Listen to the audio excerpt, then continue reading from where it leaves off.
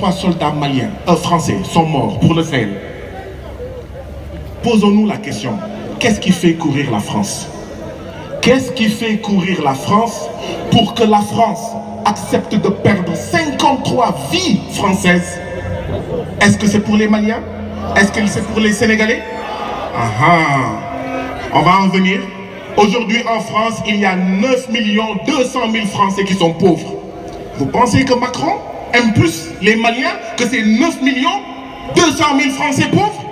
Chaque année, il y a 600 agriculteurs français qui se suicident. Vous pensez que Macron aime mieux les Maliens et les Sénégalais que ces 600 agriculteurs français qui se suicident? Il y a plus de 300 SDF qui meurent en France chaque année. Au lieu de s'occuper de ces 300 SDF, de ces 600 agriculteurs, de ces 9 200 000 Français qui sont pauvres, qui sont en dessous du seuil de la pauvreté en France, la France vient prétendre qu'elle aime plus les Sénégalais et les Africains. Au Mali, il y a du bauxite, du lithium, du manganèse, du cuivre, du fer, du phosphate, du pétrole, de l'uranium, du sel, etc., etc., et ce qu'on n'a pas encore découvert. Voilà ce qui fait courir la France. Voilà pourquoi la France ne veut pas dégager. Et c'est honteux que nos présidents,